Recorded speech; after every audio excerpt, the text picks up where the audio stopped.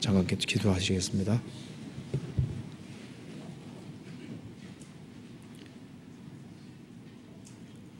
은혜와 사랑이 풍성하신 하나님 아버지, 저희들을 구원해 주신 그 놀라운 은혜와 사랑을 인하여 진심으로 감사를 드립니다. 항상 어리석고 연약하고 무지할지라도 변함없는 사랑으로 저희를 인도하시며 도와주시는 것을 믿고 감사합니다. 이 시간 주님 이름 앞에 한자리에 같이 모여 있습니다. 이 가운데 주 성령께서 함께 해주시고 우리의 마음과 생각을 열어주시고 주님의 뜻이 무엇인지를 더욱 헤아려 알 수 있는 지혜를 허락해 주옵소서. 주님 앞에서는 그날 칭찬과 영광과 존귀를 얻을 수 있도록 도와주시고 인도해 주옵소서. 오늘 이 말씀을 통해서 우리의 삶을 반성할 수 있도록 도와주시고 우리가 어떻게 행해야 할 것을 알 수 있도록 도와주시옵소서. 멀리 태국에서 전도 중에 있는 오세일 목사님, 이해찬 전사님 건강을 지켜주시고 지혜와 총명과 능력을 주시고 말씀을 듣는 모든 사람들 한 사람도 잃어지는 사람이 없도록 자비를 베풀어 주시고 주님의 능력과 역사를 나타내 주옵소서. 교회당에 있는 소집회도 여러 사람이 말씀을 듣고 있습니다. 주님께서 함께해 주시고 도와주시옵소서. 앞으로 있을 주계 수양회 또 서울교회 대집회 교회가 계획한 모든 것들 주님의 뜻과 섭리 가운데서 이루어질 수 있도록 도와주시고 많은 사람들이 구원받는 역사가 일어날 수 있도록 도와주시옵소서. 이 시간 주님께서 함께해 주시고 도와주시옵소서. 주 예수님 이름 받들어 기도하옵나이다. 아멘. 성경 마태복음 7장을 찾으시겠습니다. 마태복음 7장 1절부터 5절까지 제가 읽겠습니다. 비판을 받지 아니하려거든 비판하지 말라. 너희의 비판하는 그 비판으로 너희가 비판을 받을 것이요 너희의 헤아리는 그 헤아림으로 너희가 헤아림을 받을 것이니라. 어찌하여 형제의 눈 속에 있는 티는 보고 내 눈 속에 있는 들보는 깨닫지 못하느냐. 보라, 내 눈 속에 들보가 있는데 어찌하여 형제에게 말하기를 나로 내 눈 속에 있는 티를 빼게 하라 하겠느냐. 외식하는 자여, 먼저 내 눈 속에서 들보를 빼라. 그 후에야 밝히 보고 형제의 눈 속에서 티를 빼리라. 거기까지입니다. 오늘 이 시간에는 비판을 벗어나는 길이라는 제목으로 조금 말씀을 드려보겠습니다. 아마 이 주제는 그리스도인에게 누구든지 익숙한 주제일 거라고 확신합니다. 비판을 하는 것을 벗어나고 싶은데 그것이 마음처럼 잘 안 된다는 것을 느끼는 사람들이 꽤 많이 있을 겁니다. 참으로 구원받은 그리스도인이라면 누구든지 남을 판단하든가 혹은 비판하는 것을 원하지 않을 겁니다. 그럼에도 불구하고 가장 흔하게 되어지는 죄가 있다면 그것은 바로 비판일 겁니다. 예수님께서는 비판을 받지 아니하려거든 비판하지 말라 이렇게 말씀하셨습니다. 주님께서 이 말씀을 하셨을 때 이것이 실제 생활에서 아주 중요한 것이기 때문에 주님께서 거론하고 계십니다. 비판받지 아니하거든 비판하지 말라고 했을 때 벽에서 비판은 남을 정죄하는 그런 종류의 비판을 말하고 있습니다. 자기의 마음과 자기 기준에 맞지 않기 때문에 자기 잣대에 근거해서 함부로 판단하는 그런 종류의 비판을 말하고 있습니다. 보통 비판하는 사람은 자기는 다른 사람보다 낫다고 하는 우월의식을 대체로 가지고 있죠. 그리고 남을 비판하는 거기에는 그릇된 동기가 있고, 그리고 어떤 이기적인 동기가 있고, 교만한 동기가 숨어 있는 경우가 많습니다. 예수님께서는 비판을 받지 아니하려거든 비판하지 말라 이렇게 말씀하셨습니다. 비판은 분별하는 것하고는 다릅니다. 입이 맛을 변별한 같이 귀가 말을 분별한다는 말씀대로 우리가 분별력은 가지고 살지 않으면 안 됩니다. 구원을 받은 사람은 주님 음성을 분별하는 힘이 있고, 분별하는 힘이 있어야만 주님을 바르게 따라갈 수 있을 겁니다. 성령으로 거듭난 사람은 속에 성령이 계시기 때문에 신령한 것을 분별할 수 있는 힘이 있고, 성경에 말씀하신 대로 신령한 자는 모든 것을 판단한다. 모든 것을 판단한다는 것은 세상 사람들이 알지 못하는 것을 이해하고 해석하는 힘이 있다는 겁니다. 구원받지 아니한 사람은 구원받은 사람 마음을 판단하고 헤아릴 수가 없습니다. 구원받은 사람은 구원받지 아니한 사람의 마음도 잘 이해가 되고, 또 구원받은 사람의 마음도 이해가 됩니다. 그렇기 때문에 구원받은 사람은 구원받지 아니한 사람의 마음과 구원받은 사람 마음을 동시에 헤아릴 수가 있습니다. 그렇지만 구원받지 아니한 사람은 구원받은 사람 마음을 헤아릴 수가 없습니다. 성경에 말씀하기를 신령한 자, 성령을 소유한 자는 모든 것을 판단한다. 하나님이 허락하신 범위 내에서 모든 것을 헤아리고 분별할 수 있는 특별한 힘이 와 있습니다. 그래서 주님께서 분별하지 말라고 말씀하신 것이 아니라 비판하지 말라고 말씀하셨습니다. 그래서 자기 기준에 근거해서 함부로 판단하는 것을 여기에 말하고 있습니다. 이 성경 속에서 그리스도인이 명백히 판단을 해야 될 것도 여러 가지로 말씀하고 있습니다. 그래서 교회적으로 문제가 되는 죄에 대해서는 성경에서 판단을 하라고 되어 있습니다. 고린도 교회 속에 음행죄를 짓는 사람이 있었습니다. 계모하고 살고 있는 거예요. 그리고도 통회하고 회개하고 돌이키질 않는 겁니다. 그것을 용납했을 때 사도 바울은 멀리 섰지만은 그것을 이미 판단했습니다. 외인을 판단하는 데는 내게 무슨 상관이 있으려마는 교중 사람은 너희가 판단치 않겠느냐. 교회 안에서 교회가 더러워지는 그런 종류의 죄가 있을 때는 반드시 판단하라고 말씀했습니다. 갈라디아 교회는 이 교리적으로 문제되는 그런 죄가 들어왔을 때 그것을 판단할 것을 요구한 겁니다.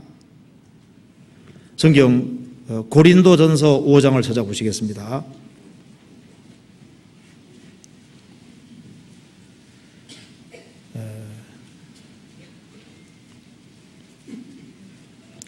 (5장 1절)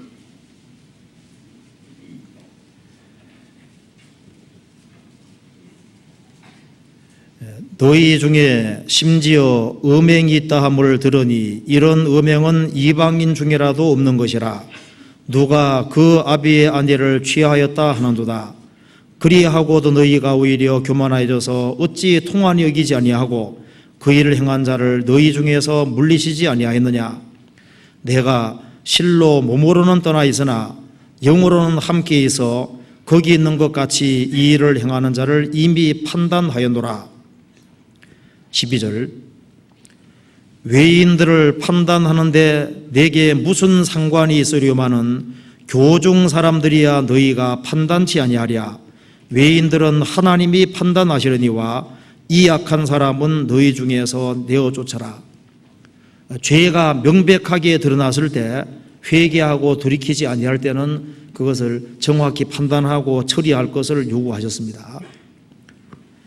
마태복음 18장 보시겠습니다.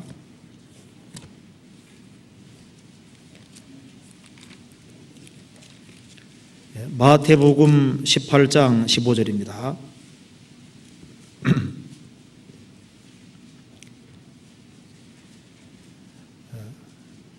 내 형제가 죄를 범하거든 가서 너와 그 사람과만 상대하여 권고하라. 만일을 들으면 내가 내 형제를 얻은 것이요, 만일을 듣지 않거든 한두 사람을 데리고 가서 두세 증인 입으로 말마다 정참케 하라. 만일 그들의 말도 듣지 않거든 교회의 말하고 교회의 말도 듣지 않거든 이방인과 세리와 같이 여기라. 진실로 너희에게 이르노니 무엇이든지 너희가 땅에서 매면 하늘에서도 매일 것이요, 무엇이든지 땅에서 풀면 하늘에서도 풀리리라.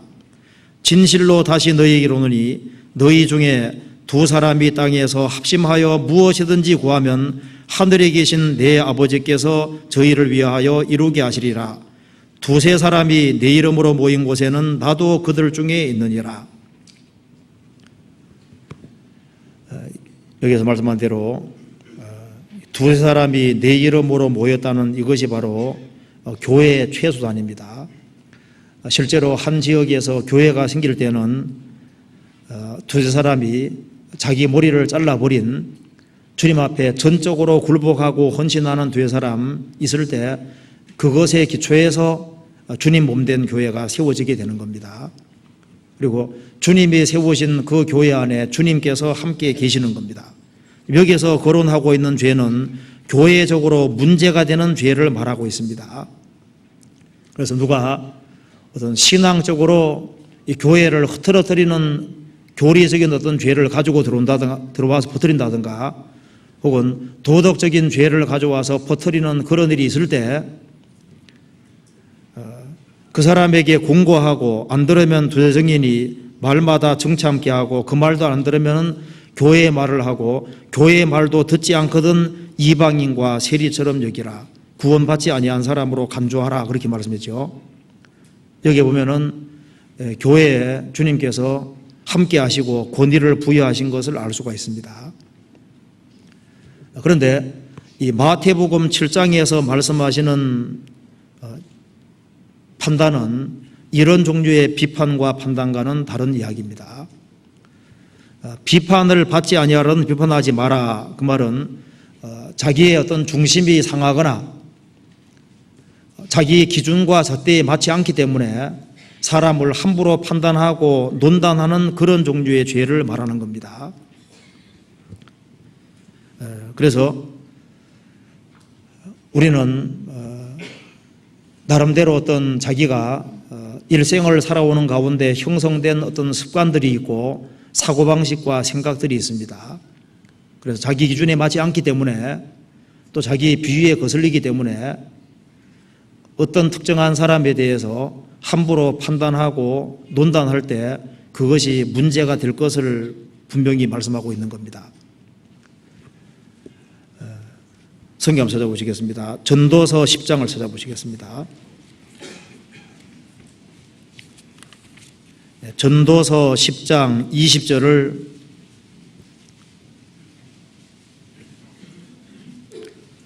한번 같이 읽어보겠습니다. 심중에라도 왕을 저주하지 말며 침방에서라도 부자를 저주하지 말라. 공중의 새가 그 소리를 전하고 날짐승이 그 일을 전파할 것임이니라. 성경은 말씀했습니다.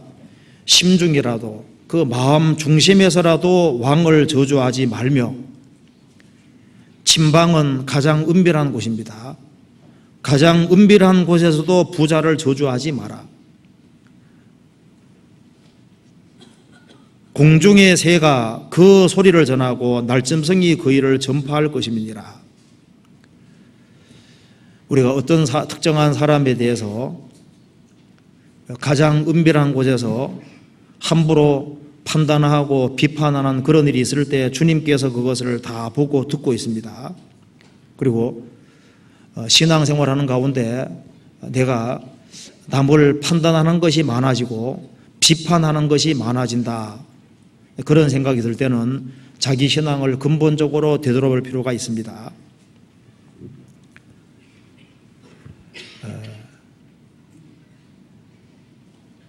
교회를 함부로 판단한다든가 일꾼을 함부로 판단하거나 형제나 혹은 다른 사람을 함부로 판단하고 입으로 함부로 말하는 그런 일이 생길 때는 대신앙을 점검해 볼 때가 됐다고 할 수가 있을 겁니다. 그리고 그리스도인의 심판대 앞에 서면은 문제되는 것 중에 하나가 비판하고 판단하는 문제라고 성경은 말하고 있습니다. 성경 야고보서 찾아보시겠습니다. 야고보서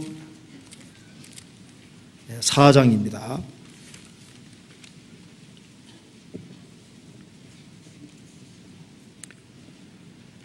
야고보서 4장 11절입니다. 형제들아 피차에 비방하지 말라. 형제를 비방하는 자나 형제를 판단하는 자는 곧 율법을 비방하고 율법을 판단하는 것이니라. 내가 만일 율법을 판단하면 율법의 준행자가 아니요 재판자로다. 입법자와 재판자는 오직 하나이시니 능히 구원하기도 하시며 멸하기도 하시느니라. 너는 누구간데 이웃을 판단하느냐. 5장 9절 같이 읽어보겠습니다. 형제들아 서로 원망하지 말라. 그리하여야 심판을 면하리라. 보라 심판자가 문 밖에 서 계시느니라. 형제들아 피차에 비방하지 마라. 여기에서 말씀하기를 도대체 너는 누구간데 이웃을 판단하느냐. 이웃을 함부로 판단하고 논단하는 거기에는 자기 주제를 파악하지 못하고 있다고 성경은 말하고 있는 겁니다. 도대체 너는 누구간데, 너가 누구간데 남을 판단하고 함부로 재판할 수 있는 그런 권리를 가졌느냐, 그렇게 말을 하고 있습니다. 형제들아 서로 원망하지 말라. 그리하여야 심판을 면하리라. 보라 심판자가 문 밖에 서 계시니라. 성경에서 이런 문제를 아주 신중하게 또 중요하게 다루고 있습니다. 성경 로마서 14장을 보시겠습니다. 로마서 14장 10절입니다.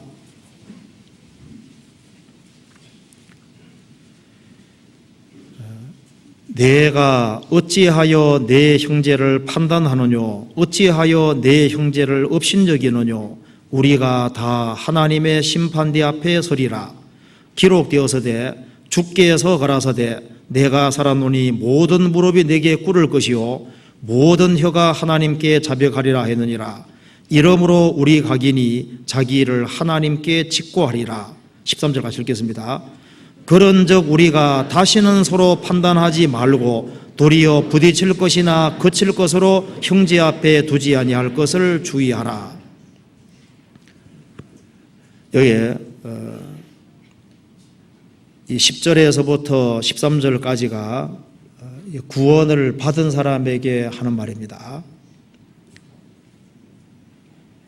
내가 어찌하여 내 형제를 판단하느뇨. 어찌하여 내 형제를 업신여기느뇨. 우리가 다 하나님의 심판대 앞에 서리라. 여기 심판대가 헬라말로 베마라고 되어 있는데 고린도전서 3장에 나와 있는 심판대하고 고린도서 5장 나와 있는 심판대하고 똑같은 단어로 쓰이고 있습니다. 그러면서 그리스도인들은 그리스도인의 심판대 앞에서 삶을 평가받아야 되기 때문에 그런즉 우리는 다시는 서로 판단하지 말고 도리어 부딪힐 것이나 거칠 것으로 형제 앞에 두지 아니할 것을 주의하라. 구원을 받은 것이 확실하면은 비판하고 판단하는 이 문제에 대해서 신중할 필요가 있을 겁니다. 우리가 교회를 판단하는 문제, 그리고 일꾼을 판단하는 문제, 주변의 성도들을 판단하는 문제, 또 가정생활 속에서도 남편이 아내를 판단하고 아내가 남편을 판단하고 내 주변의 사람들을 판단하고 비판하는 이런 문제에 대해서 극히 주의를 기울일 필요가 있습니다. 여기에 14장 1절에 보면은 믿음이 연약한 자를 너희가 봤되 그의 의심하는 바를 비판하지 마라. 교회 안에 보면은 믿음이 연약하다는 것은 믿음이 없다는 말이 아닙니다. 믿음이 있기는 있는데 믿음이 연약해서 의심이 생길 수 있는 걸 말하고 있습니다. 그런데 자기가 지 않다고 해서 함부로 비판하고 판단하면 안 될 것을 말씀하신 겁니다. 믿음이 연약한 자를 너희가 봤되 그의 의심하는 바를 비판하지 마라. 우리가 분량의 차이를 인정을 해야 될 겁니다.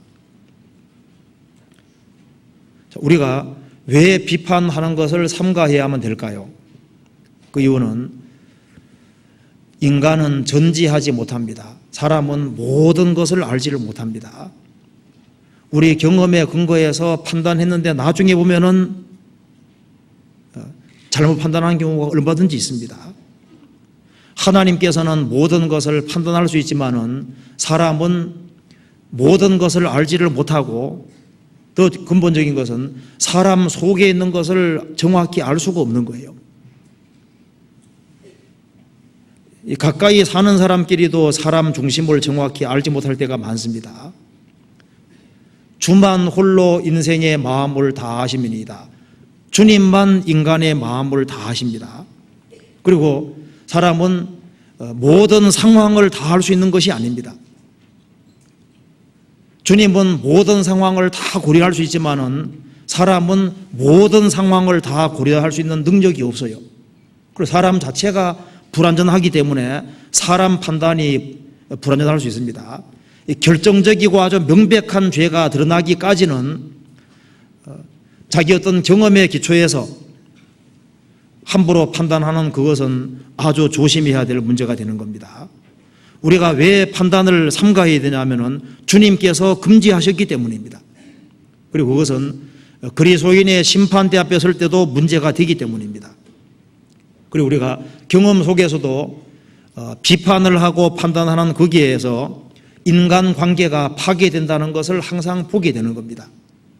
그리고 남을 함부로 판단하고 함부로 비판하는 그런 종류의 사람을 통해서는 전도가 되는데도 장애가 된다는 걸 확실히 알 수가 있는 거예요. 그래서 우리가 이 문제에 대해서 우리가 오늘 좀 깊이 생각을 하고 어떻게 하면 이것을 벗어날 수 있느냐 하는 이것에 대해서 한번 해답을 얻어보는 것이 필요하리라고 생각을 합니다. 어떤 장관이 아주 기분 나쁜 일이 있어서 화풀이 할 데 없으니까 차관 불러서 아주 한바탕 했답니다. 차관은 난데없이 한 대 이제 얻어맞은 겁니다. 그러니까 화가 나니까 이제 국장을 불렀어요. 그래서 이제 한바탕 했습니다. 국장은 또 화가 나잖아요. 그러니까 이제 과장 불러서 아주 한바탕 하고, 과장은 또 난데없이 당했으니까 또 계장 불러가지고 한바탕 하고, 계장은 개원 불러서 한바탕 하고, 개원은 또 갑자기 당하니까 집에 가서 화풀이 할 데 없으니까 아내에게 화풀이 하고, 나중에 아내는 어떻게 했을까요? 화풀이 할 데 없으니까 고양이 보이니까 그 고양이한테 화풀이 해가지고 고양이 마음 안다고 쫓아내버리고, 결국은 누가 당했습니까? 고양이. 그러니까 우리가요, 일상생활 속에서 가정생활이라든가 어떤 대인관계 속에서 남에 대해서 함부로 얘기를 하고 함부로 거론하면은 그것이 자기한테 치명적인 약점도 되고 또 그것이 전도하는 거기에도 장애가 되고 문제가 많이 되는 겁니다. 자, 그래서 우리가 비판하지 말아야 된다는 사실은 알고 있는데 어떻게 이것을 벗어날 거냐, 이 문제에 대해서는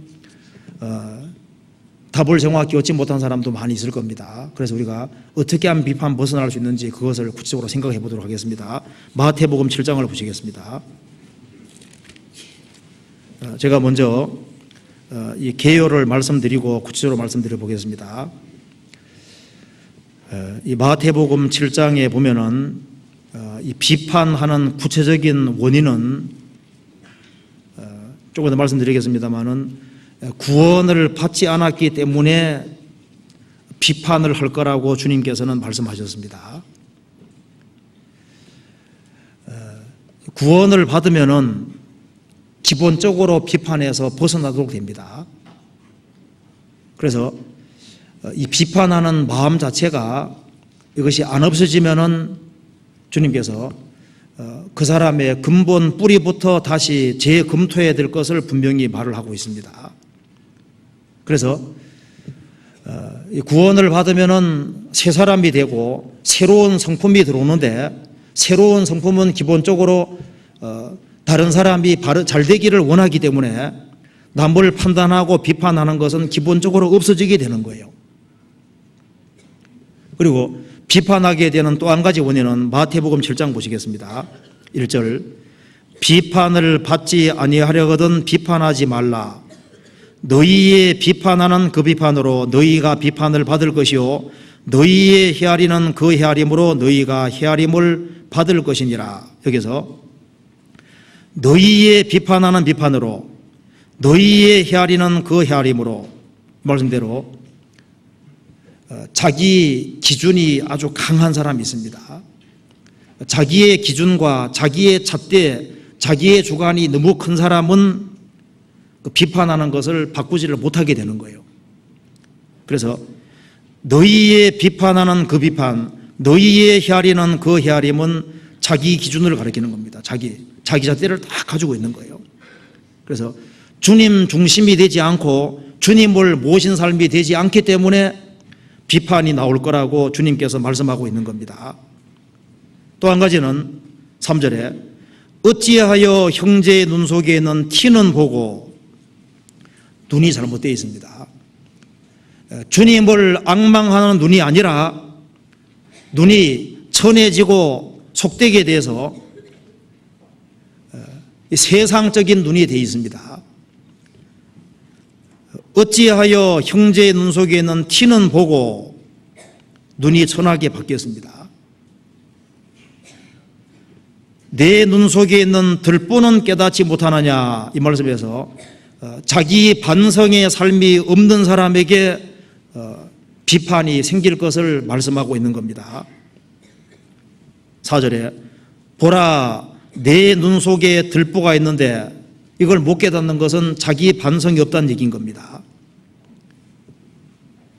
어찌하여 형제에게 말하기를 나로 내 눈 속에 있는 티를 빼게 하라 하겠느냐. 외식하는 자여 먼저 내 눈 속에서 들보를 빼라. 그 후에야 밝히 보고 형제의 눈 속에서 티를 빼리라. 그래서 근본적으로 해결해야 될 문제가 있는 것을 말씀하고 있습니다. 그리고 이 사랑을 잃은 것이 근본적인 원인이 될 겁니다. 그래서 이 비판하는 구체적인 원인은 첫째, 구원받지 않은 것이 원인이 될 수 있고요. 또 한 가지는 자기 기준과 자기 잣대를 가지고 있고 항상 자기 중심으로 되어 있는 사람, 하나님 중심이 아니라 자기 중심으로 되어 있는 사람은 항상 판단하고 비판하는 그 죄를 벗어나기 어려울 겁니다. 그리고 눈이 항상 주님을 바라보고 위의 것을 사모하고 위의 것을 추구하는 눈이 아니라 눈이 낮아져서 세상적인 눈이 되고 천한 눈이 됐기 때문에 그런 것이 보일 거예요. 그리고 자기 반성의 삶을 살지 않기 때문에 자기 속에 무슨 근본 문제가 있는지를 모르고, 그리고 사랑과 용서를 가지고 행하지 않기 때문에 이런 문제가 생기는 것을 말씀하고 있습니다. 그래서 이것을 한번 하나씩 한번 생각을 해보겠습니다. 비판하는 입은 비판하는 마음과 정신에서 나오기 때문에 그 사람이 바뀌지 아니하면은 비판하는 입은 바뀌지 않을 겁니다. 그러니까 먼저 새 사람이 되지 않으면 안 되는 겁니다. 누가복음 6장 보시겠습니다. 누가복음 6장 41절입니다.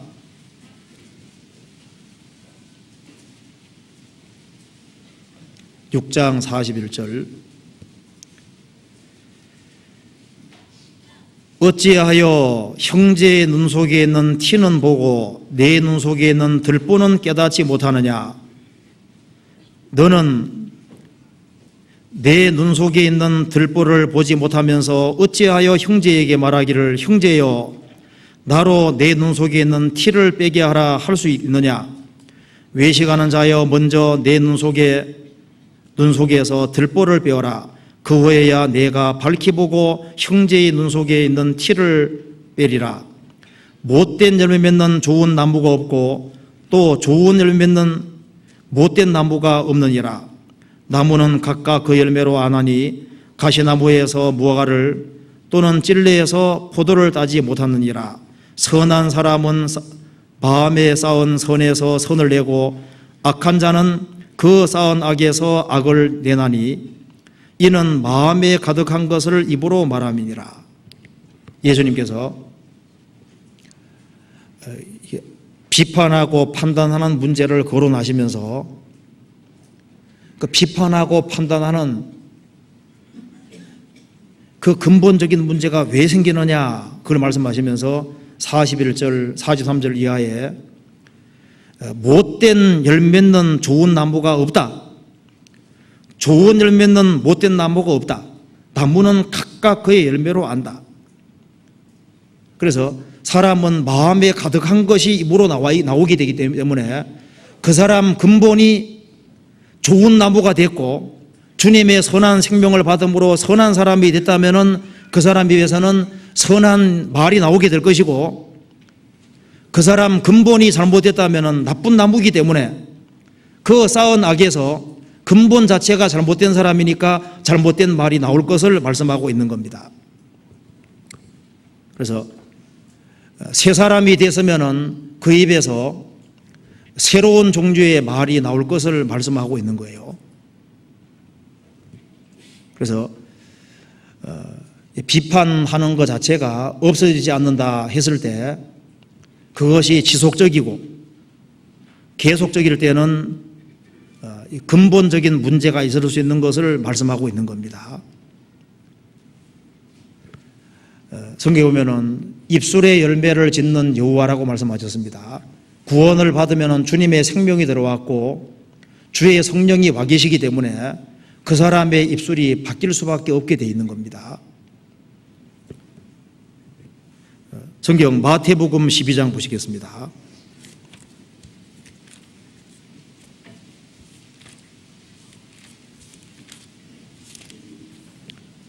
12장 43절입니다.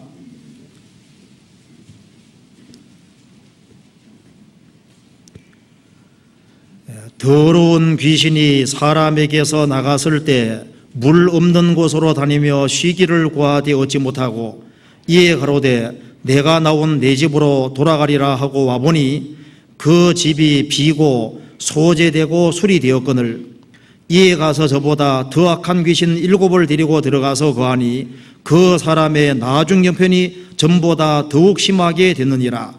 이 악한 세대가 또한 이렇게 되리라.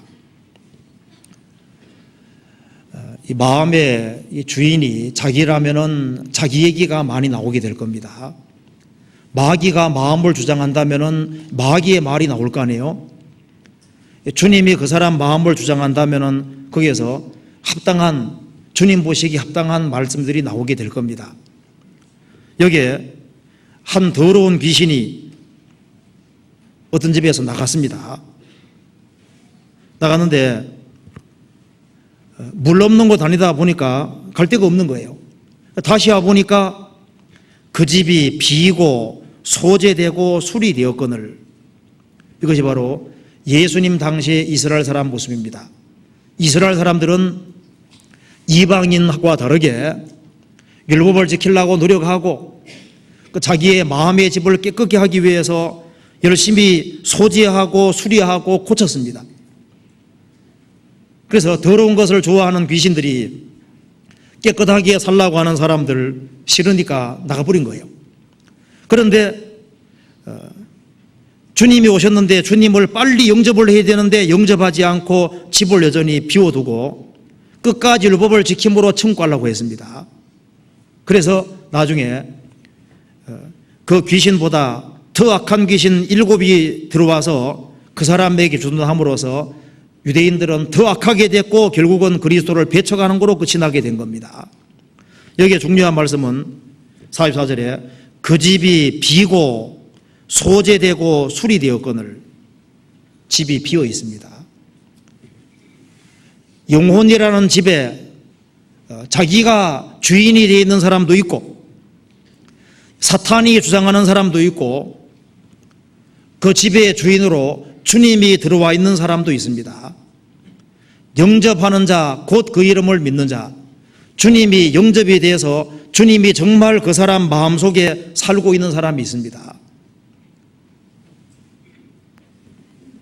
구원받는다는 것은 그 사람이 주님이 들어오심으로써 새 사람이 되는 것이고 새로운 성품이 들어오는 거예요. 그렇기 때문에 그 전과 후는 달라지게 되는 겁니다. 용서를 받았기 때문에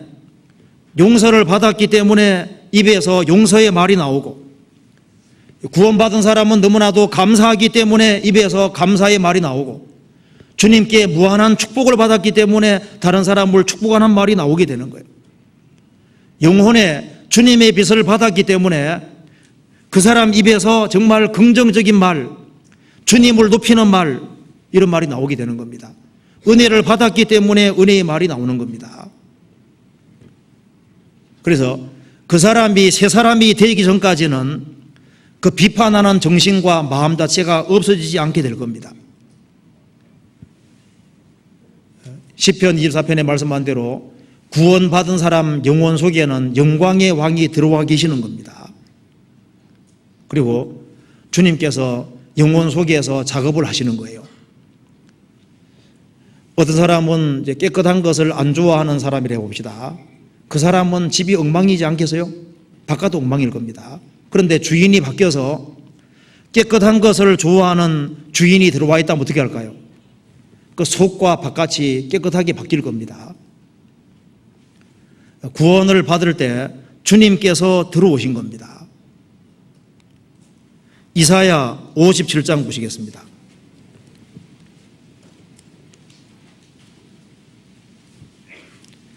이사야 57장 19절입니다.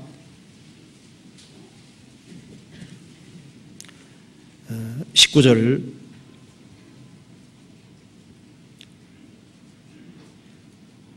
입술에 열매를 짓는 나 여호와가 말하노라. 먼 데 있는 자에게든지 가까운 데 있는 자에게든지 평강이 있을지어다. 평강이 있을지어다. 내가 그를 고치리라 하셨느니라. 예수님이 오심으로 먼 데 있는 이방인들, 가까운 데 있는 유대인들, 그 유대인들과 이방인들에게 주님께서 평강을 전해 주셨습니다. 그래서 평강의 왕이 마음속에 들어오실 때, 주님께서 들어오실 때 우리 영혼 속에 주님의 은혜가 깨달아지고, 그리고 그 속에 평강이 임하게 됩니다. 그러므로서 입술에 열매를 짓는, 열매를 만들어내는 나 여호와가 말하노라. 구원을 받은 사람은 입술이 바뀌도록 되어 있는데 그 이유는 속이 바뀌었기 때문입니다. 그래서 사람이 거듭나게 되면은 가치관이 달라지게 되죠. 거듭나게 되면은 하나님이 확실하게 믿어집니다. 천국과 지옥이 생생하게 믿어지고, 그리고 내세가 아주 자연스럽게 믿어지게 돼 있어요. 그리고 거듭나게 되면은 한 사람 한 사람 영혼이 얼마나 존귀한지를 알고, 또 구원받은 사람의 생명, 그 구원받은 한 사람 한 사람이 얼마나 존귀한지를 알기 때문에, 하나님의 형상대로 지음받은 사람이란 걸 알기 때문에 그 사람을 함부로 판단하고 논단하는 그 죄에서 구별되게 되는 겁니다. 거듭나게 되면은 다른 사람 영혼을 사랑하는 마음이 있고 영혼이 건진받기를 원하기 때문에 언행을 삼가하는 것은 자동적으로 그렇게 하도록 되어 있는 겁니다. 그것이 또 마땅하다는 걸 아는 겁니다. 그리고 한마디 한마디 하더라도 사람에게 덕이 되는 얘기를 하려고 할 겁니다. 그건 당연한 거잖아요. 그러므로 지속적으로 남을 비판하는 사람, 판단하는 사람, 그 사람은 내가 근본이 잘못된 것이 아니냐 하는 것에 대해서 점검해 볼 필요가 분명히 있다 그 말입니다. 유다서 1장 찾아보시겠습니다.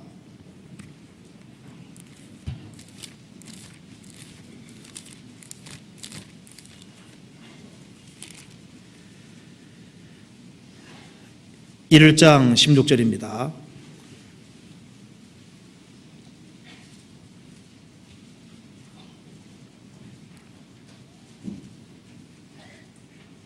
(1장 16절) 이 사람들은 원망하는 자며 불만을 토하는 자며 그 정욕대로 행하는 자라.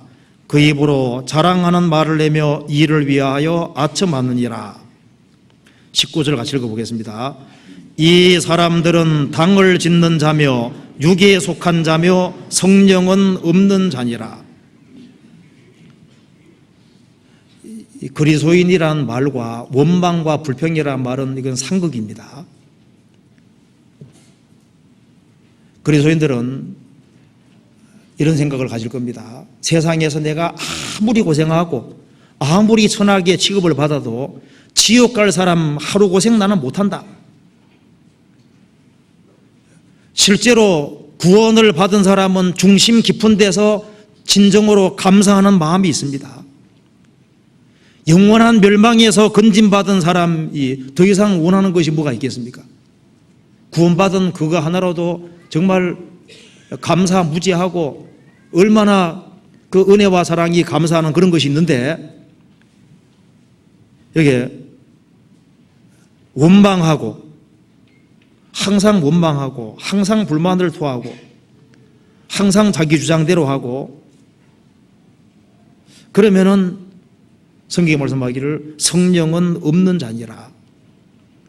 구원을 받지 않았기 때문에 그럴 수 있다는 걸 말하고 있습니다. 그래서 비판받지 아니하는 비판하지 마라. 비판을 잘하는 사람은 근본을 조사해 볼 것을 주님께서 요구하고 계신 겁니다. 마태복음 7장 한번 봅시다. 마태복음 7장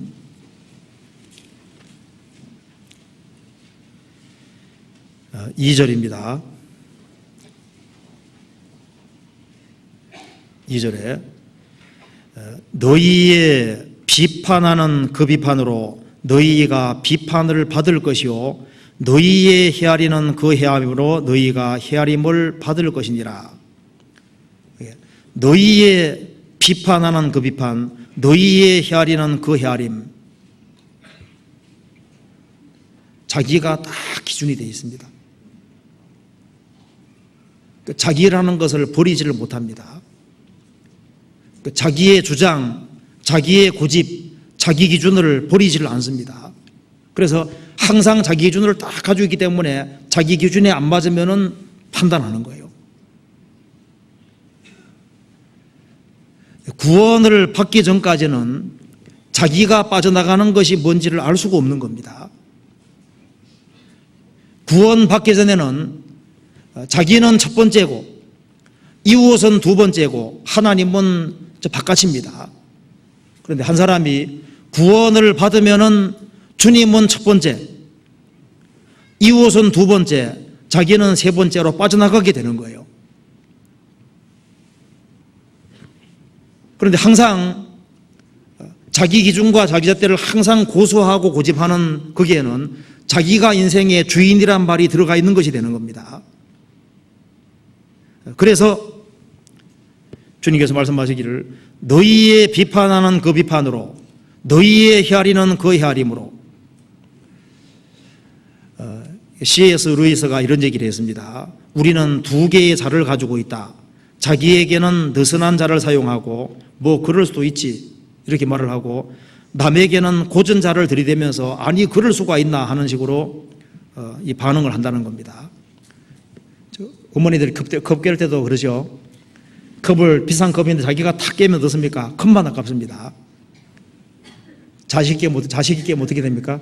자녀가 깨면은 이것이 얼마나 비싼 건데 하면 막 손이 올라가고 하죠. 사람은 대체로 자기에 대해서는 관대합니다. 자기가 잘못 저질렀을 때는 여러 가지 핑계거리 대고 그럴 수밖에 없다고 생각합니다. 그런데 다른 사람이 그와 유사한 일을 행할 때는 그걸 참지 못하고 견디지 못하는 거예요. 사람은 이중잣대를 가지고 있는 겁니다.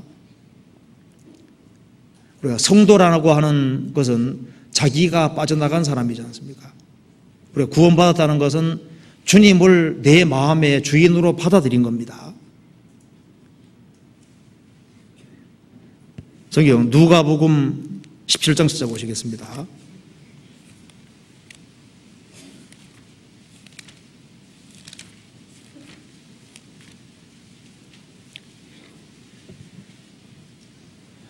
(17장) 6절입니다. 17장 5절부터 보시겠습니다. 사도들이 주께 여짜오되 우리에게 믿음을 더하소서 하니 주께서 가라사대 너희에게 겨자씨 하나를 만한 믿음이 있었다면 이 뽕나무들어 뿌리가 뽑혀 바다에 심기우라 하였을 것이요 그것이 너희에게 순종하였으리라. 너희에게 겨자씨 하나를 만한 믿음이 있었다면 이 뽕나무 뿌리들어 뽑혀서 바다에 심기우라 하였을 것이요 그것이 너희에게 순종하였으리라. 물론 이것은 신령한 사건을 설명하기 위해서 주님께서 말씀하신 겁니다. 성경에 보면은 이 사람을 나무로 비유한 것이 많습니다. 이 뽕나무 뿌리가 땅의 뿌리를 받고 삽니다. 그런데 주님께서 말씀하시기를 겨자씨 하나할 만한 믿음이 있으면은 뽕나무 뿌리가 뽑혀서 바다에 심기우라 해도 응했을 것이다. 그와 유사한 일이 벌어지죠. 아브라함은 갈대아 우르에 살았습니다. 그런데 그가 하나님을 향한 확실한 믿음을 가졌을 때 하나님 말씀을 따라서 갈대아 우르에서 나와서 뿌리가 뽑혀서 가나안 땅에 심겨졌습니다. 그리고 룻도 저주받은 땅 모압 땅에 살고 있었는데 자기 시어머니를 통해서 생명 있는 믿음이 들어가니까 자기 부모 형제를 뒤로하고 어떻게 했습니까? 자기 시어머니를 따라서 이스라엘 땅에 들어왔습니다. 이 모압 땅에 뿌리 받고 있던 나오미가 뿌리가 뽑혀서 가나안 땅에 들어갔습니다. 그리고 뽕나무 뿌리가 뽑히는 것처럼 자기라는 뿌리가 뽑혀서 주님께 정말 순종하는 사람이 되는 이것도 생명 있는 믿음이 들어가야 되는 겁니다. 사람은 자기라는 것이 너무 강합니다. 그런데 확실히 구원을 받아야만 주님 중심이 될 수가 있는 겁니다.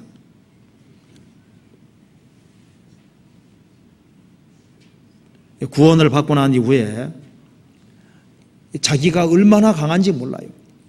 자기 주장, 자기의 고집, 자기의 아집, 자기 잣대, 자기 기준 이것을 끝까지 버리지 않으면은 그러면은 비판과 판단은 항상 계속 있을 수밖에 없습니다.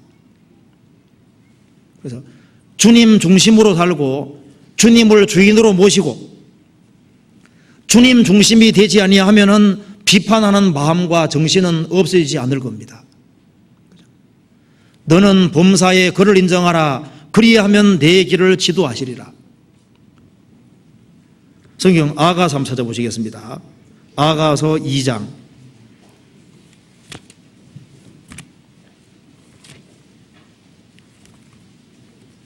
아가서 2장 16절입니다. 16절 나의 사랑하는 자는 내게 속하였고 나는 그에게 속하였구나. 그가 백합화 가운데서 양떼를 먹이는구나. 자, 술람비 여인이 처음에 솔로몬에게 얘기할 때 나의 사랑하는 자는 내게 속하였고 자기 중심적인 것이 많습니다. 나는 그에게 속하였구나. 나의 사랑하는 자는 내게 속했다. 내게 속했고 나는 그에게 속하였구나. 자기 중심적인 것이 아직은 많습니다. 아가서 6장 보시겠습니다. 6장 3절에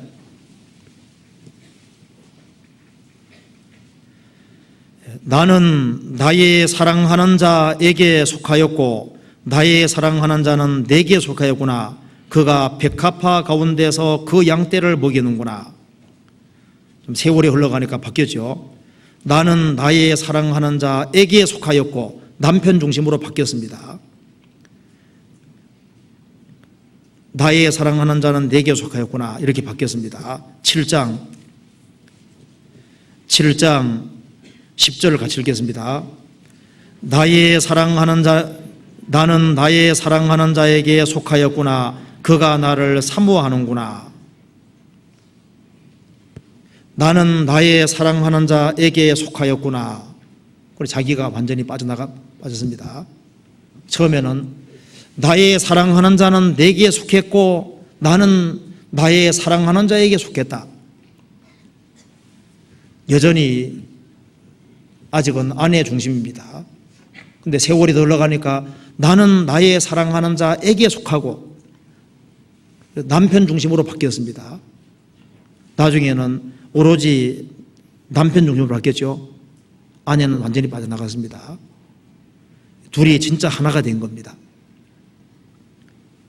그것처럼 우리가 구원받고 나면은 주님을 우리의 주인으로 신랑으로 모셔드렸지만은 아직까지는 자기 중심적인 것이 많이 있습니다. 주님은 내 구세주가 됐다고 말하지만은 아직까지는 자기 주장, 자기 생각이 많이 있습니다. 근데 세월이 흘러가면은 이제 점점 주님 중심으로 바뀌고 나중에는 주님과 정말 하나가 되고 나는 나의 사랑하는 자에게 속하였구나. 그래서 점진적으로 주님 중심으로 바뀌어지는 겁니다. 근데 그것이 정상적인 과정인 것을 저기 말씀하고 있습니다. 그래서 구원을 받고 나면은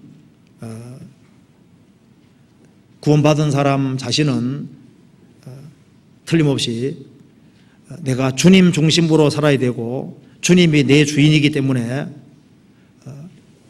자기의 주장, 자기의 고집 그것을 버려야 된다는 걸 확실히 알게 됩니다. 그래서 이 자기 기준이 아니고 주님이 어떻게 보시느냐 그 기준을 가지게 되는 거예요. 그래서 이 교회를 판단하는 그 문제에 대해서도요, 주님 중심으로 바뀌면은 주님이 교회를 얼마나 소중히 생각하는지를 보게 되는 겁니다. 내 마음에 안 드는 것이 중요한 것이 아니라 주님께서 교회를 어떻게 보시느냐 그것을 생각해 봐야 됩니다. 마태복음 16장에 말씀하시기를 너는 베드로라 내가 이 반석 위에 내 교회를 세우리니 음부의 권세가 이기지 못하리라. 성경에서 만물 위에 있는 교회라고 했습니다. 성도 한 사람 한 사람이 귀하다면은 성도들이 모인 무리 속에 주님이 함께 계시 역사하시는데 교회는 얼마나 더 소중하고 중요하겠습니까? 우리가 성도 한 사람 한 사람에 대해 판단하는 것도 극히 조심해야 된다면은 교회를 판단하는 문제, 교회의 머리로 주님이 계시고 주님이 세우신 교회가 있는데 교회에 대해서 함부로 판단하고 함부로 생각하는 그것에 대해서는 지극히 조심하지 않으면 안 되는 겁니다. 성경에서 심중에라도 왕을 저주하지 말고 침방에서라도 부자를 저주하지 말라고 말씀하신 주님인데 물론 여기에는 교회를 판단하는 사람이 없을 겁니다. 근데 이제 설교회 해야 되니까 하는 겁니다. 그렇게 이해하세요. 여기 아마도 교회 판단하는 분은 아무도 없을 겁니다. 그런데 혹시라도 마음속에 그런 생각이 들어가면 아주 과감하게 없애버려야 됩니다. 너는 베드로라 내가 이 반석 위에 내 교회를 세우리니 음부의 권세가 이기지 못하리라. 주님의 교회는 주님이 세우시는 거예요. 이 교회의 주인은 사람이 아닙니다. 주님께서 교회의 주인으로 계시는 거예요. 에베소 5장에 말씀하신 대로 주님께서는 교회를 자기 몸처럼 살과 뼈처럼 사랑하시고 그리고 보호하시고 양육하신다고 말씀하셨습니다.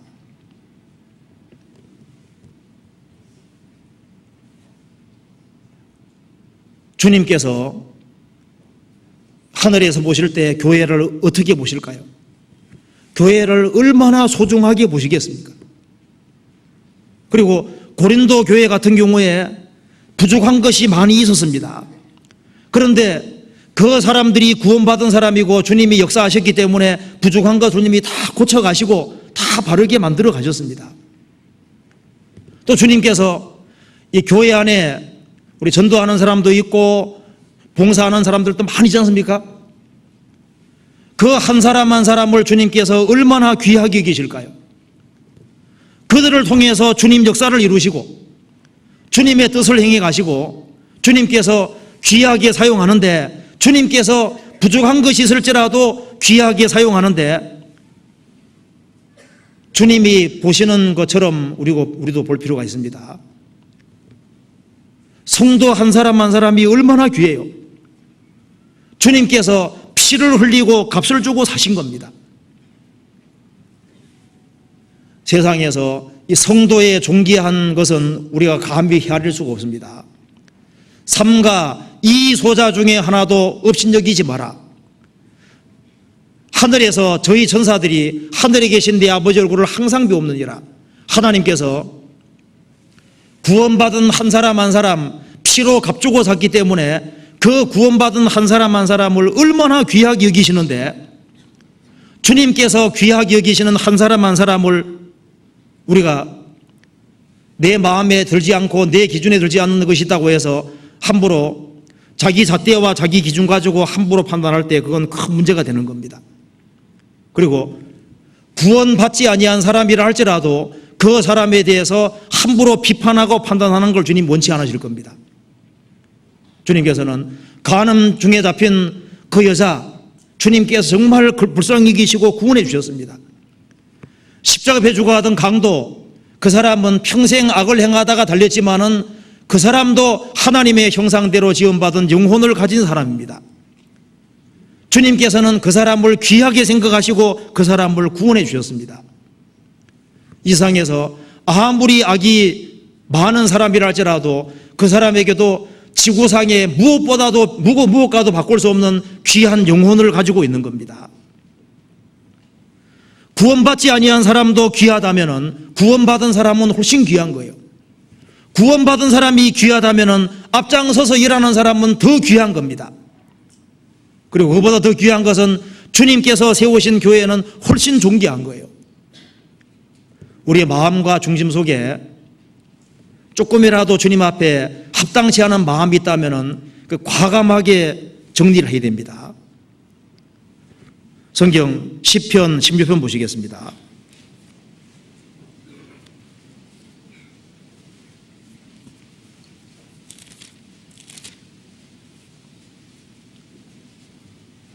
네, 2절, 3절을 같이 읽어보시겠습니다. 내가 여호와께 아뢰되 주는 나의 주시오니 주밖에는 나의 복이 없다 하였나이다. 땅에 있는 성도는 존귀한 자니 나의 모든 즐거움이 저희에게 있도다. 2절 고백이 사실이라면 3절 고백도 사실입니다. 내가 여호와께 아뢰되 주는 나의 주시오니 주밖에는 나의 복이 없다 하였나이다. 주님이 정말 자기의 복인 사람, 주님이 내 구세주가 되셨고 내 주인이 된 것이 사실이라면은 주님 피로 구속하신 땅에 있는 성도는 존귀한 자니 나의 모든 즐거움이 저희에게 있도다. 자기 기준과 자기 잣대를 버리고 보면은 제대로 보일 것이 보입니다. 그런데 자기의 어떤 주장, 자기의 기준을 딱 항상 가지고 있으면은 눈이 가려져서 안 보이게 되는 거예요. 마태복음 7장 보시겠습니다.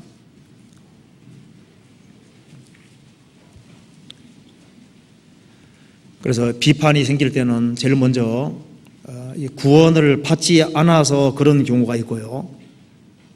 또 한 가지는 이 자기 기준을 항상 아주 끝까지 고집하는 그런 것 때문에 계속적으로 비판이 될 겁니다. 3절 보시겠습니다.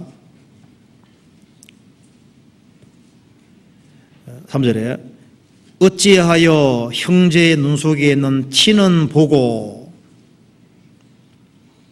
내 눈 속에 있는 들보는 깨닫지 못하느냐. 여기서 형제의 눈 속에 있는 티는 보고, 참 티 보려면 자세히 더 봐야 되죠. 아주 자세히 들여다봐야만 보이는 겁니다. 여기서 말씀하기를 주님께서 티가 없다고 말씀하지 않으셨습니다.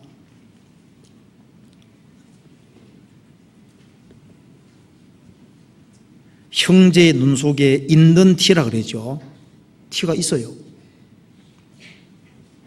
우리가 구원받고 살다 보면은 우리가 접촉하는 모든 사람에게 다 부족한 모습이 있을 수 있습니다. 티가 없다고 말씀하신 것이 아닙니다. 자, 티가 있는데 이 티를 보고서 그걸 가지고 비판할 때 훨씬 더 중요한 것을 무너뜨릴 수가 있는 겁니다. 이 사람 전체를 봐야 되는데 티를 봄으로 인해서 그 사람 전체에서 중요한 좋은 점이 얼마나 많이 있고 중요한 것이 있는데 그 티 때문에 더 중요한 것을 무너뜨릴 수가 있는 거예요.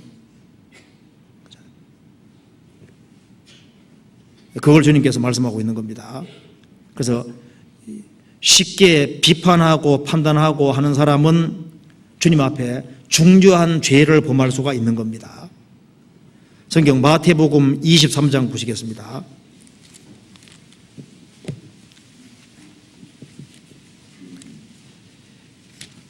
23장 23절입니다.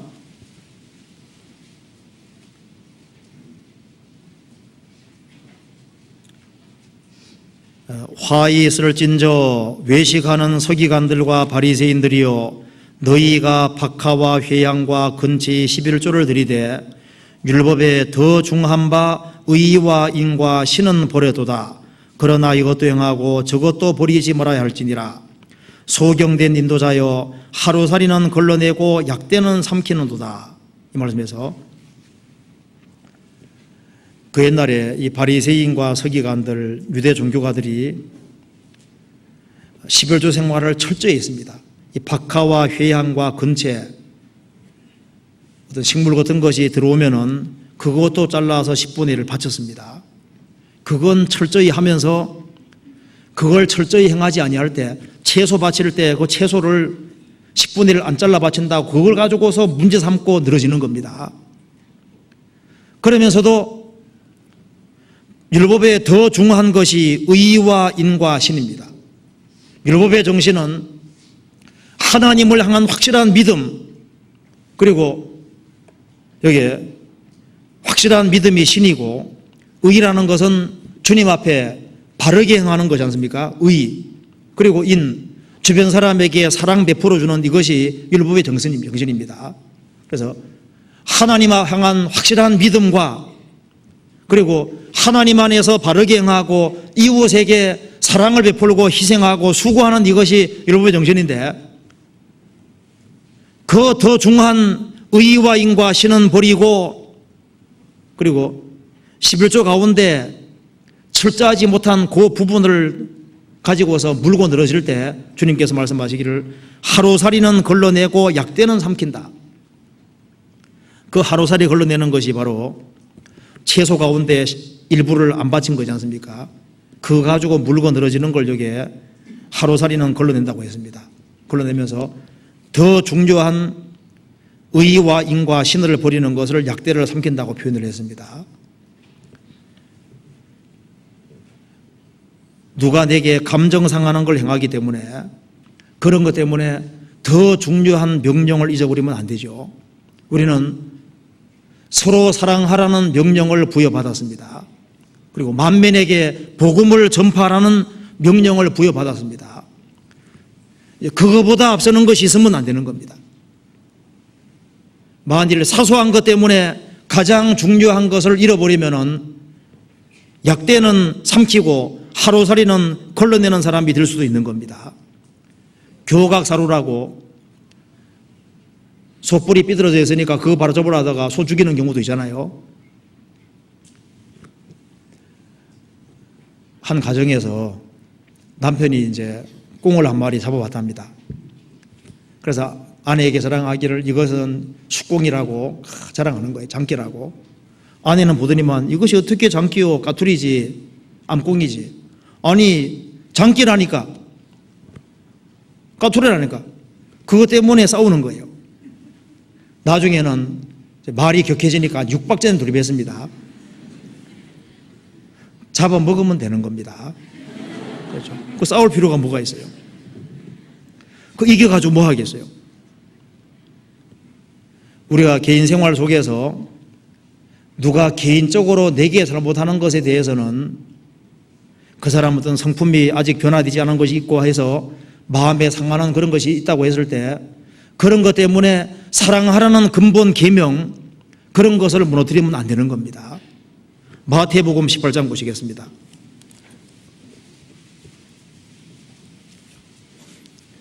마태복음 18장 21절입니다.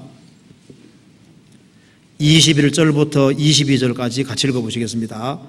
그때 베드로가 나와 가로되 주여 형제가 내게 죄를 범하면 몇 번이나 용서하여 주리이까 7번까지 하오리이까 예수께서 가라사대 내게 이르노니 7번뿐 아니라 70번씩 7번이라도 할지니라. 이 말씀 보면은 여기 21절에서 거론한 죄는 15절에서 거론한 죄하고 다릅니다. 15절 이하의 죄는 교회적으로 문제가 되는 죄를 말하고 있습니다. 21절은 개인적인 죄를 말하는 겁니다. 형제가 네 개의 죄를 범하면 몇 번이나 용서해 주리이까 7번까지 하오리이까. 베드로는 칭찬 얻을 줄 알았습니다. 7번까지 하오리이까. 주님께서 말씀하시기를 7번뿐 아니라 70번씩 7번이라도 할지니라. 우리는 주님 앞에 무한히 탕감받은 사람이기 때문에 주님이 나 같은 사람을 용서해 주셨으니까 우리도 기꺼이 용서할 것을 말씀하고 있는 겁니다. 형제의 눈 속에는 티는 보고 형제의 눈 속에는 티는 봤습니다. 그런데 그 티를 보기 전에 주님을 한참 쳐다보고 주님을 바라보고 주님께서 성도를 어떻게 보는지 사람을 어떻게 보는지 그것을 보고 형제를 봤다면 전체를 볼 수가 있었을 겁니다. 어찌하여 형제 눈 속에 티는 보고 티를 보려면 자세히 봐야 되는 겁니다. 그렇게 자세히 보는 그 눈 가지고 주님을 뚫어지게 바라보고 주님을 앙망하고 주님 바라봤다면 거기에서 벗어날 수 있지 않았겠어요? 어떤 사람은 성경 말씀 들으면 성경을 가지고 묵상을 해야 되는데 누가 기분 나쁜 말을 하면은 그 말이 머릿속에 들어와서 그걸 하루 종일 되짚습니다. 그걸 묵상하는 거예요, 그걸. 그러니까 아무 도움이 안 되죠. 원수의 말을 묵상할 것이 아니라 주님 말씀을. 형제의 눈 속에는 티는 보고, 보통 흰 종이에다가 점 하나 딱 찍어 놓으면 뭐가 보이냐 물으면 흰 종이 보인다는 사람은 별로 없습니다. 다 점이 보인다 그러거든요.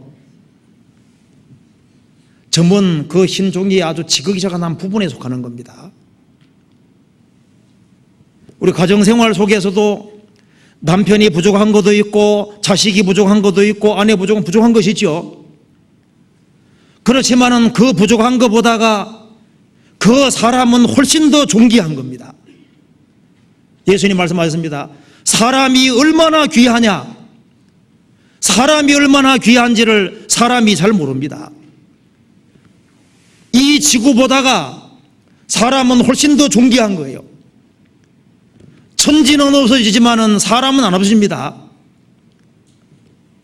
하나님의 형상대로 지음받은 사람인데 그 사람에 대해서 함부로 판단하고 그 사람 부족한 것이 보인다고 해서 더 중요한 것을 잃어먹으면 되지 않는 겁니다.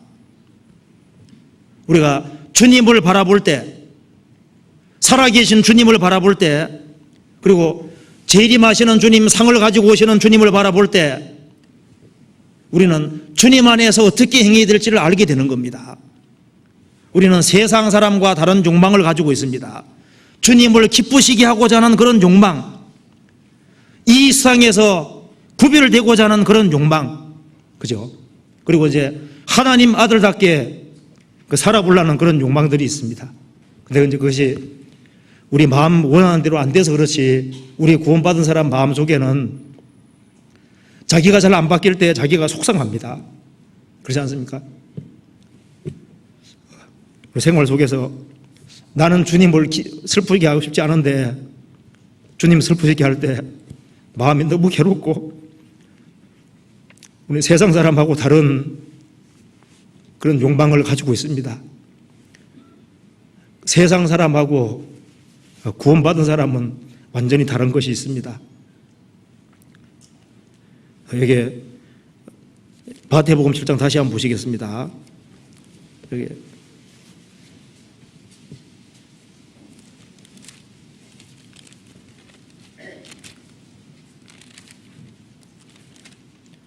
7장 3절입니다. 어찌하여 형제의 눈 속에 있는 티는 보고 내 눈 속에 있는 들보는 깨닫지 못하느냐. 보라, 내 눈 속에 들보가 있는데, 여기서 우리가 알 수 있는 것이 있습니다. 형제의 눈 속에는 티는 보고 내 눈 속에는 들보는 깨닫지 못하느냐. 이 말씀 속에서 자기 반성이 없다는 걸 알 수가 있습니다. 우리가 자기를 돌이켜 봤을 때 자기는 다른 사람을 판단하고 비판할 만한 자격이 없다는 걸 알 수 있습니다. 우리가 우리의 속을 들여다보면은 자기가 아주 형편없다는 걸 알 수 있습니다. 다른 사람을 비판할 수 있는 자격이 없는 거예요.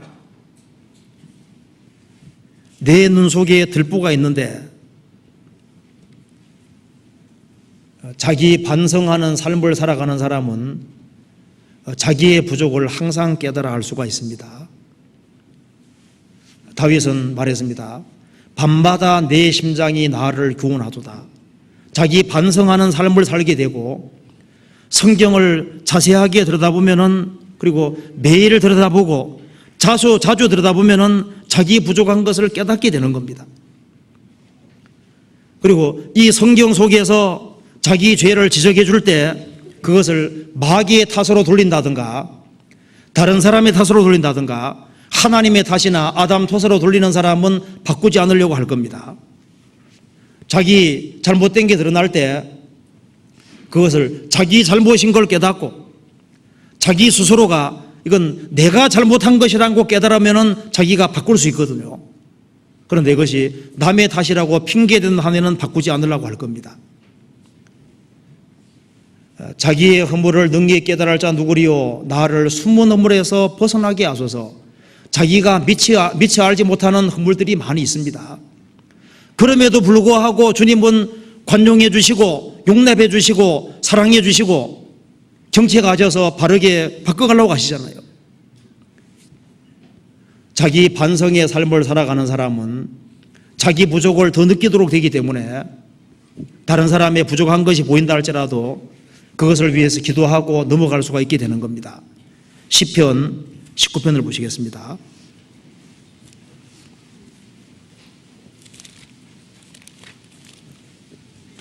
시편 19편입니다.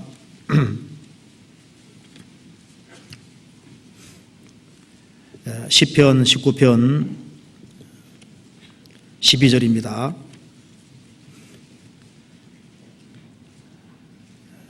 자기 허물을 능히 깨달을 자 누구리요? 나를 숨은 허물에서 벗어나게 하소서.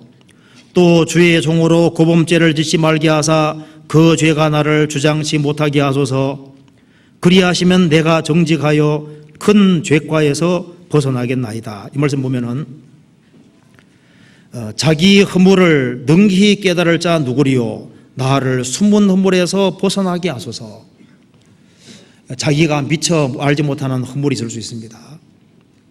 그래서 자기를 반성하고 기도하고 있으면 주님께서 말씀을 통해서 또 양심을 통해서 여러 가지를 깨닫게 해주고 자기 부족과 연약을 알게 해주시는 겁니다. 자기 반성이 없으면 교만해지도록 돼 있고 교만해지는 거하고 비판은 연결되게 돼 있는 겁니다. 자기가 커지고 자기가 높아지는 사람은 틀림없이 비판이 많아지게 될 겁니다. 바울 사도는 비판을 피할 수 있었는데 그 이유는 모든 성도 중에 지극히 작은 자보다 더 작은 나라는 그런 마음을 가지고 살았기 때문에, 참으로 겸손한 마음을 가지고 살았기 때문에 남을 판단하고 비판하는 그것을 벗어날 수 있었습니다.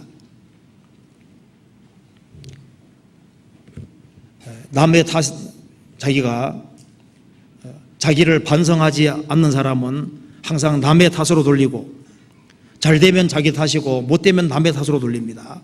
환경 탓으로 돌립니다.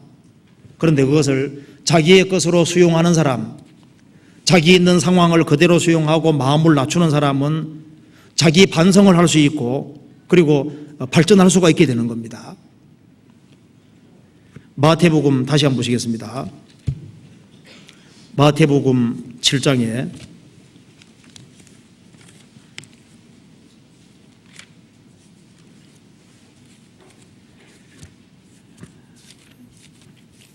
마태복음 7장 4절입니다. 보라, 내 눈 속에 들보가 있는데 어찌하여 형제에게 말하기를 나로 내 눈 속에 있는 티를 빼게 하라 하겠느냐. 외식하는 자여, 먼저 내 눈 속에서 들보를 빼어라. 그 후에야 밝히 보고 형제의 눈 속에서 티를 빼리라. 여기서 외식하는 자여, 외식한다는 것은 주님 앞에 정직하지 못하다는 걸 말하는 겁니다. 주님 앞에 정직하면은 비판을 벗어날 수 있을 겁니다. 먼저 내 눈 속에서 들보를 빼라. 들보가 뭐겠습니까? 문맥에 보면은 구원을 안 받은 사람은 확실히 구원받을 때 들보가 빠져나갑니다. 구원을 받아야만 들보가 빠져나가게 되는 거예요. 구원을 받아야만 제대로 볼 것을 볼 수 있습니다. 그리고 여기에서 문맥에서 보면은 너희의 헤아리는 비판하는 그 비판, 너희의 헤아리는 그 헤아림, 자기 기준, 자기 중심적인 삶, 이것이 큰 들보입니다. 그래서 주님 중심이 되고 나는 종이고 주님은 주인이고 그 생각이 아주 확실해지고 자기가 빠져나갈 때 들보가 빠져나가는 게 되는 거예요. 먼저 내 눈 속에 있는 들보를 빼어라. 주님을 알고 사람이 얼마나 존귀한지를 확실하게 알 때 들보가 빠져나갈 수 있습니다. 그리고 주님의 사랑을 받은 사람으로서 사랑과 용서하는 마음과 정신을 가지게 될 때 들보가 빠져나가게 될 겁니다. 들보를 빼어라. 그 후에야 밝히 보고 형제의 눈 속에는 티를 빼리라. 그래 되면은 아무 문제 될 것이 없습니다. 그래서 비판은 사랑의 부족에서 나오는 겁니다. 비판이 많아진다고 하는 것은 사랑이 식어간다는 증거입니다. 주님을 향한 사랑이 식어갈 때 비판이 많아지게 될 겁니다. 구원받은 것이 확실하다면은 비판이 많아지면은 주님을 향한 사랑, 첫사랑을 잃은 것이 아닌가를 생각해 봐야 됩니다. 우리가 사랑하는 마음, 용서하는 마음을 가지고 있다면은 비판하는 마음과 정신은 능히 극복할 수 있을 겁니다. 고린도전서 13장을 보시겠습니다.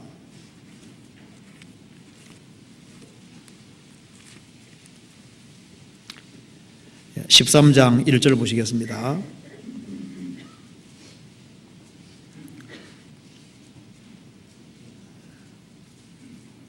(1절부터) (3절까지) 같이 읽어보겠습니다. 내가 사람의 방언과 천사의 말을 할지라도 사랑이 없으면 소리나는 구리와 울리는 꽹과리가 되고, 내가 예언하는 능이 있어 모든 비밀과 모든 지식을 알고 또 산을 옮길 만한 모든 믿음이 있을지라도 사랑이 없으면 내가 아무것도 아니며 내가 내게 있는 모든 것으로 구제하고 또 내 몸을 불사르게 내어줄지라도 사랑이 없으면 내게 아무 유익이 없느니라. 여기에 1절부터 3절까지 사랑이 아주 핵심이고 가장 중요하다는 걸 얘기했습니다.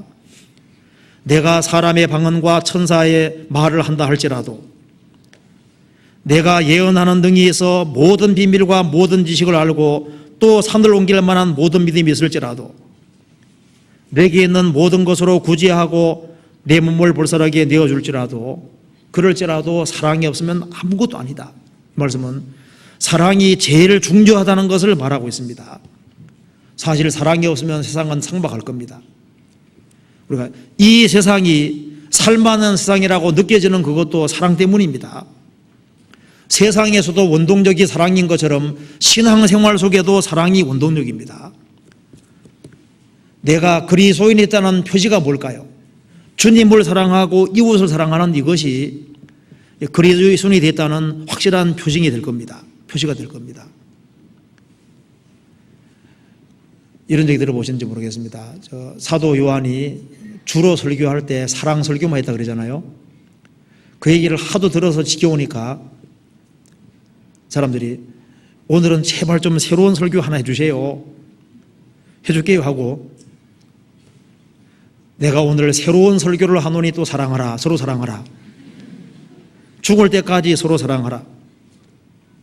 사랑이 제일 중요하기 때문에 사랑이라는 것을 강조했습니다. 그리고 여기에 4절부터 7절까지는 사랑의 정의가 나와 있습니다. 이걸 보면 어떤 감상적이나 순간적이나 일시적인 그런 사랑 말하는 게 아닙니다. 그리스도의 인격이죠. 4절부터 7절까지도 같이 읽어보겠습니다.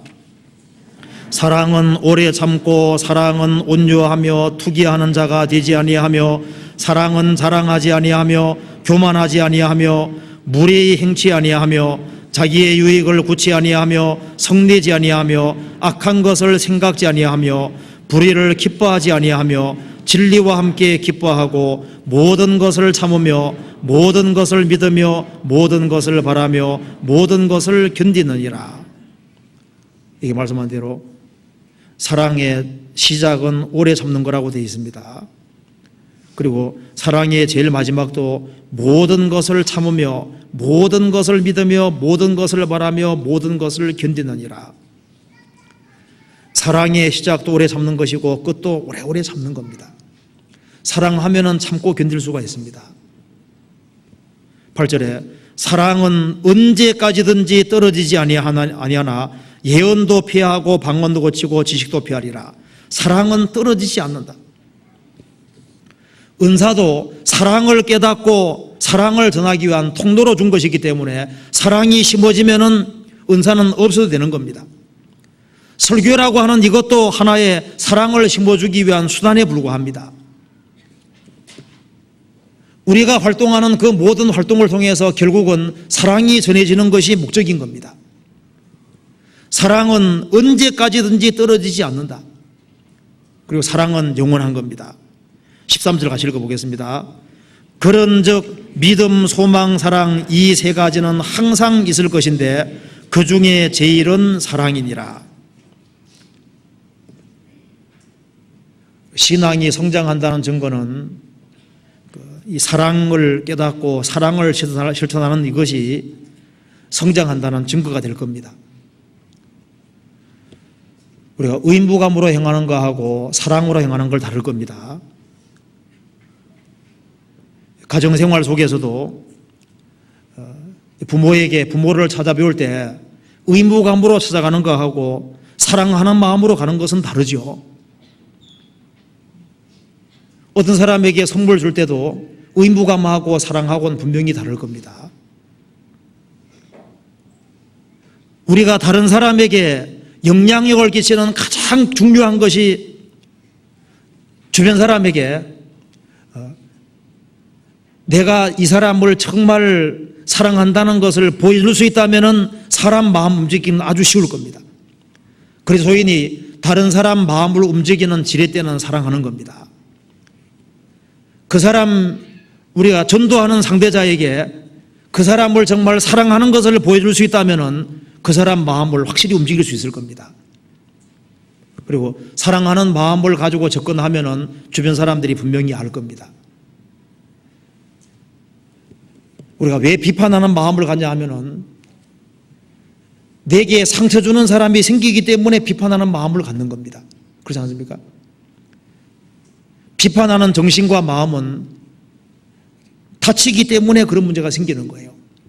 고린도전서 16장 보시겠습니다. 16장 요거 한번 봅시다. 16장에 14절 같이 읽어보겠습니다. 너희 모든 일을 사랑으로 행하라. 사도 바울이 공고했습니다. 너희 모든 일을 사랑으로 행하라.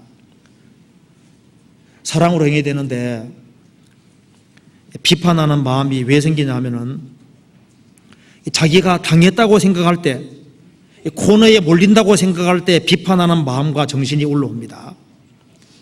자기가 어떤 인정받아야 될 곳에 인정받지 못한다는 생각이 들 때 비판하는 정신과 마음이 올라올 수 있습니다. 합당한 대접을 받지 못할 때 그런 마음과 생각이 올라올 수 있습니다.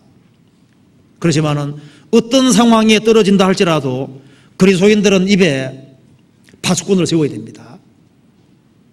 우리 입에서 비판하는 마음과 비판하는 말이 나오지 않도록 극히 주의를 해야 될 겁니다. 그리고 비판을 받을 때 나는 그리스도와 함께 죽었다. 죽은 자는 말이 없습니다. 그리고 어떤 환경에 떨어지더라도 이것은 하나님의 허락하심 속에 되어졌다는 것을 믿고 범사에 감사란 말씀대로 그것을 있는 그대로 받는 것이 필요할 겁니다. 그리고 우리의 마음 깊숙한 곳에 그리스도 예수의 마음을 품을 때 그리스도 예수의 마음은 사랑하는 마음, 그리고 충성된 마음, 겸손한 마음, 그 마음을 가지고 행할 때 우리가 이것을 능히 극복할 수 있을 겁니다. 그래서 주님을 사랑하는 마음이 크면 클수록 우리가 주님께 영광 돌려야 된다는 그 분명한 사실이 있기 때문에 내가 이렇게 행동하면은 혹시 다른 사람 영혼이 구원받는데 지장이 없을까 그 생각이 항상 있으니까 그리스도인들은 자동적으로 조심하게 되는 겁니다. 그래서 우리 오늘 배운 대로 내 신앙생활 속에서 비판이 자꾸자꾸 일어날 때 우리가 내가 혹시 구원받지 않은 것이 아닌지 한번 점검을 해보고, 그리고 내가 혹시 내 기준과 내 잣대를 항상 가지고 있는 것이 아닐까, 그리고 너무 바쁘게 살다 보니까 자기 반성하는 시간을 갖지 않고 주님 앞에 무릎 꿇는 시간이 없기 때문에 그런 것은 아닌가, 그런 것을 좀 생각을 해봐야 되겠습니다. 그리고 모든 일을 사랑으로 행하라고 하셨는데 사랑으로 행하지 않는 이것이 원인이 아닌가, 그런 것도 좀 생각을 해봐야 되겠습니다. 그래서 주님 오시는 그날까지 우리가 남을 해치는 말이라든가 비판하는 말이라든가 그런 것은 없을 수 있도록, 그리고 어떤 상황에서도 주님 허락하심 속에 되어졌다는 걸 믿고 있는 그대로 항상 수용하고 어떤 상황에서도 범사에 감사하는 마음으로 사는 그런 사람들이 됐으면 좋겠습니다. 같이 기도하시겠습니다.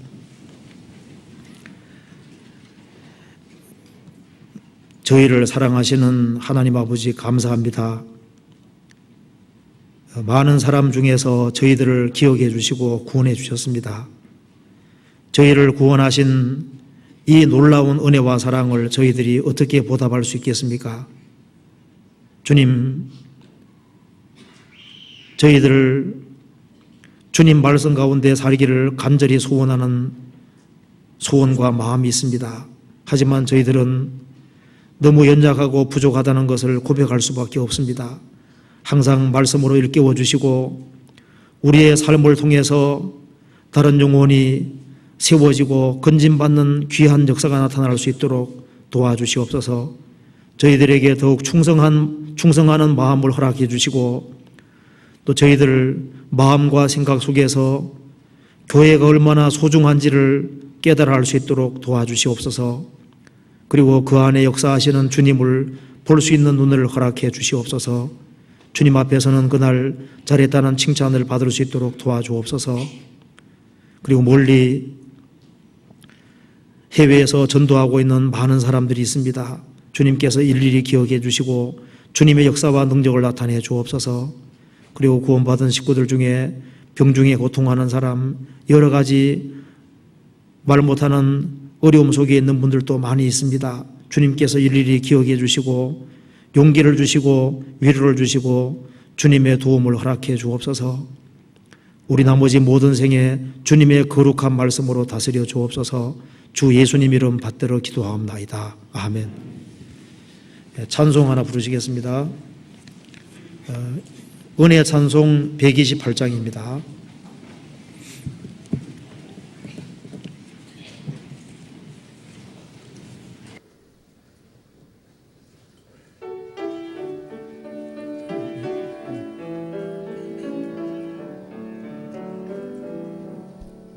사랑은 언제나 오래 참고 사랑은 언제나 온유하며 사랑은 시기하지 않으며 자랑도 교만도 아니하며 사랑은 물에 이행치 않고 자기의 유익을 구치 않고 사랑은 성내지 아니하며 진리와 함께 기뻐하네. 사랑은 모든 것 감사주고 바라고 믿고 참아내며 사랑은 영원토록 변함없네.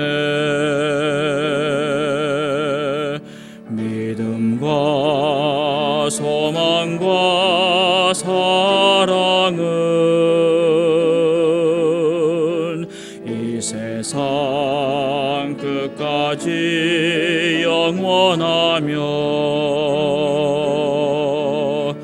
믿음과 소망과 사랑 중에 그 중에 제일은 사랑이라. 그 중에 제일은 사랑이라.